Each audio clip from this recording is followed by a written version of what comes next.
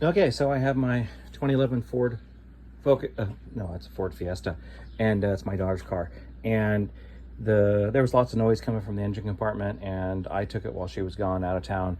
And gosh, water started gushing out everywhere. And what I did was I put water into the water tank, which goes right here. Sorry, I've already done some of the work, but anyways, it just started gushing out of right down here behind this pulley. And yeah, so I knew right away, as just asking ChatGPT, oh, it's gushing out from behind the pulley. Guess what? Water pump's bad. Well, cool thing here, I went underneath, I removed that panel so I can access the belt easy. I follow instructions from TQR or TRQ, or I forget the name of the guy online. Following their steps, and kind of got out of order because I didn't get the pulley off yet, but because the belt was in a little bit better condition than the one they had. I used the alternator still attached to get me some space to take the belt off. And yeah, this is pretty cool. So right here, I don't know if I'll try to move it my hand so you can see it well, but that noise right there, that is that pulley. It was doing awesome stuff. So I can only imagine what's going on inside there. So that thing is done. And tearing this thing apart, here's the wheel mount. I went underneath and I got a bottle jack here, so I'm holding up the engine by that. I'll get the engine mount off here in a second. Yeah, you can see it was spraying water everywhere. Coolant here, coolant there, it's just everywhere. So yeah, I'll take a few more pictures and some video later and get the rest of this going. I'll get this engine mount off, but guy said there's 15 millimeters here, here, and there, and some down there. So we'll get the engine mount off, and I'll have access to the pulley. So once you pull the pulley off, you'll have access to these little, so you can see it, those little bolts right there, because you can't get to them probably super well. Probably some down there you can't get to. So get the pulley off, we'll see how the rest goes, and more videos to come. Okay, so I got the bottom bolt off. I got to disconnect the power thing here. The thing says to go ahead and remove the negative battery terminal. This might be something interesting. I read a lot of stuff about this vehicle, the transmission, all that crap. There's a special harness I built back here. It's just a grounding harness. The issue was apparently there's not enough grounding or enough ground power and stuff, so I built this little harness to better connect to those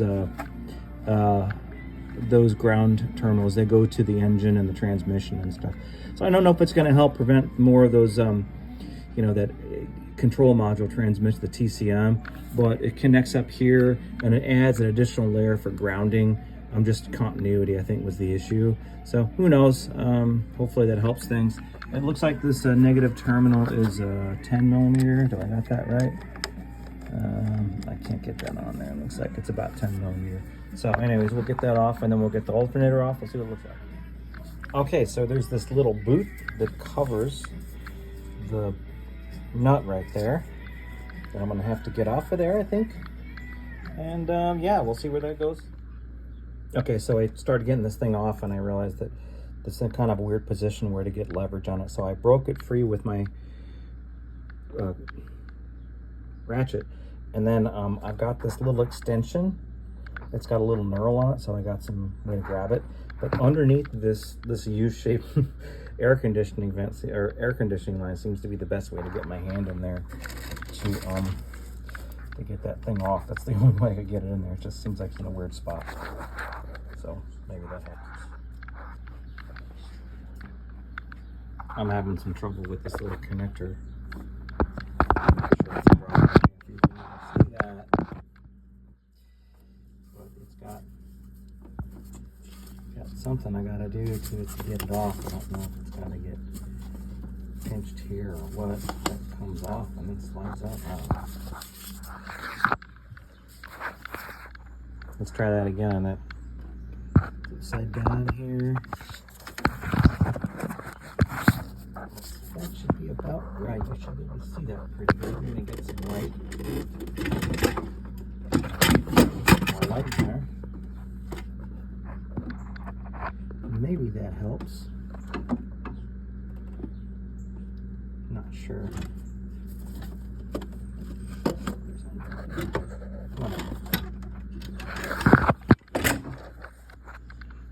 Okay, so there's the alternator. There's a little gizmo there. Obviously it's on there. I'm guessing we push something here. Let me see if I can see the end of that connector, because this is what bugs you, right? I guess right here. See all that? You just had to push in here. And so I had this this tool I just dropped. I'm not sure that's the right tool, but it did the trick. Actually, it seems like it was almost too easy. So hopefully I didn't bust it. We'll find out when it goes back together. By the way, there's my water pump. It looks awesome, doesn't it? You can see here.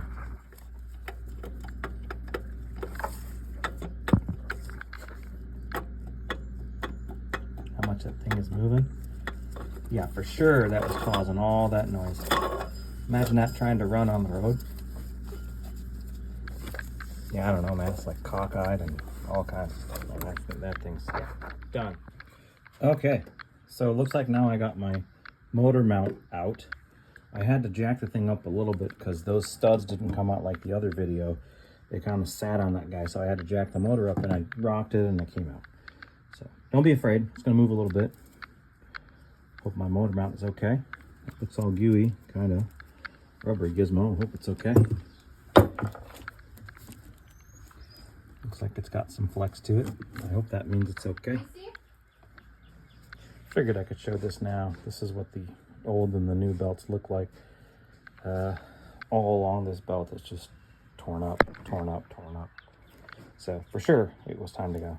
Oh, this is my little cart over in my garage. Makes it easy to work on stuff, and it's a little crooked because it's got two different size wheels, but you know, it works out fine for me.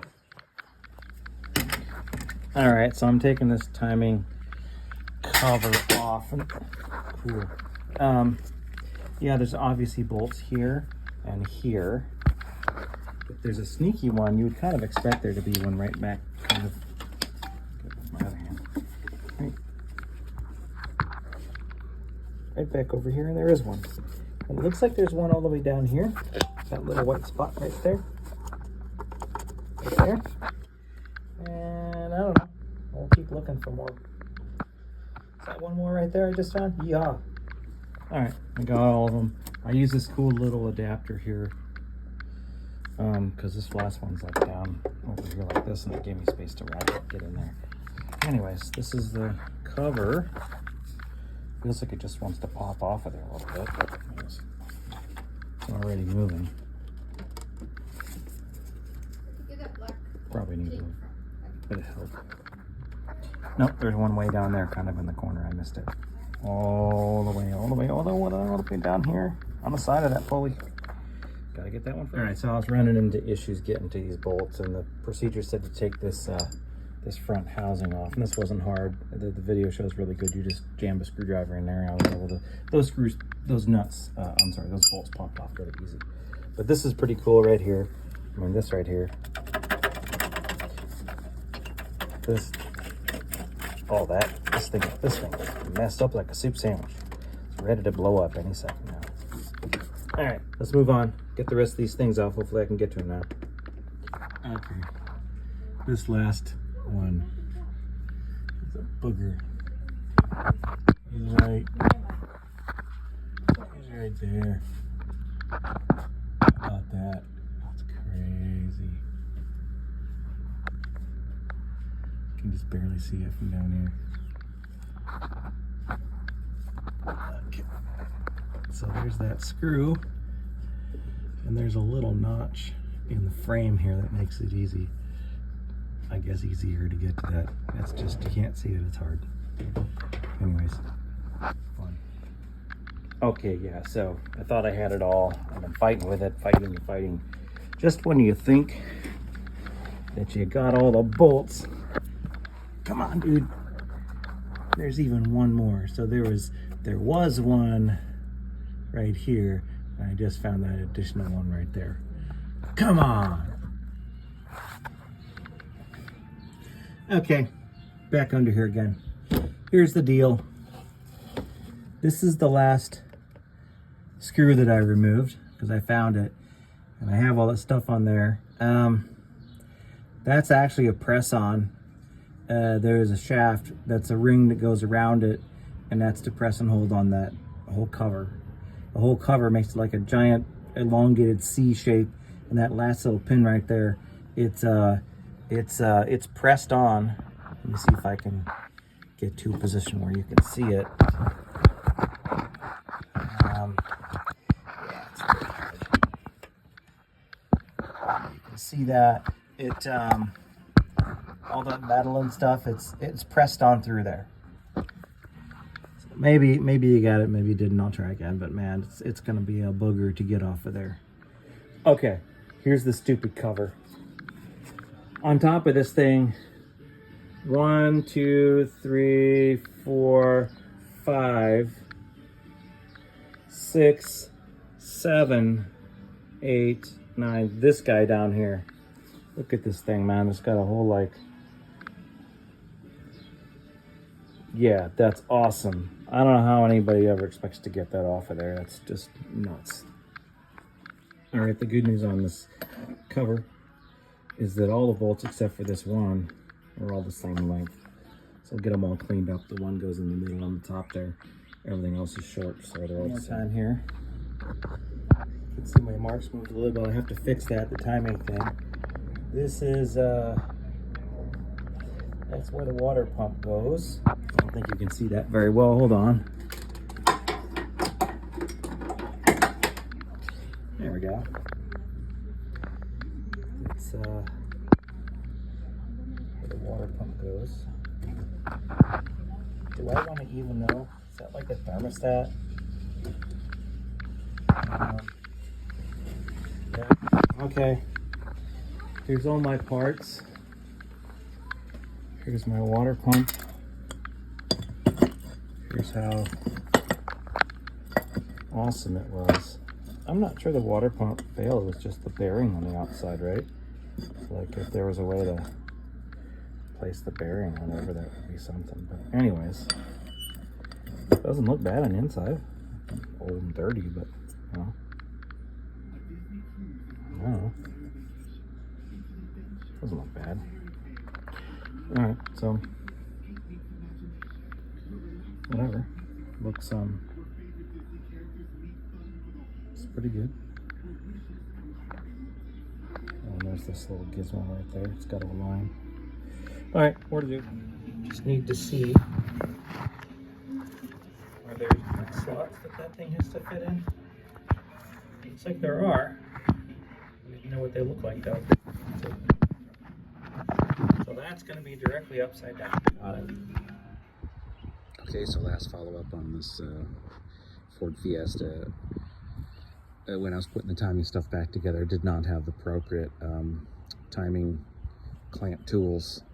There's some special tools that cost 20 bucks on Amazon. The reality is, if you have the match marks put together and you don't have that tool, it's a little X-shaped thing. I didn't take a video of it, but I did have everything right, but the timing was off by one cog, and the car ran, but it was giving me all sorts of errors, and the transmission wasn't responding properly. It was doing all kinds of weird stuff, so I was worried I messed something up. And then, of course, at the same time, as I was doing all that, I didn't get that wire properly put together on the alternator, so it was giving me all sorts of errors and codes. But in any case, if you're going to do this job, go get the tool, because I should have thrown that little X-shaped thing on top of those two cams, and that would have stopped me from having to go back and redo half the stuff I did. Then, of course, that long hose that goes across the top of the engine, it's made of plastic. It's a water line, and it broke in half, so I had to repair that. So yeah, just a lot of extra stuff, extra steps. Had to go back and do 4 more hours of work because I didn't have that tool. So I got the tool, all came back together really easy, and the car runs fantastic now. Last thing I've got to do is get those struts in front replaced. And what's up with the bunnies? My gosh, April, got a yard full of bunnies. All right, yeah. So put those struts in, and that's where you roll the steering wheel left to right. It goes clunk clunk clunk. That's not steering stuff. That's the bearing, strut bearing underneath here. Very common in these cars. hopefully I'll get that fixed. That'll be another set of videos, but that's the next things I got to do, and maybe we'll pack this thing up and sell it to somebody. How about that, eh? All right.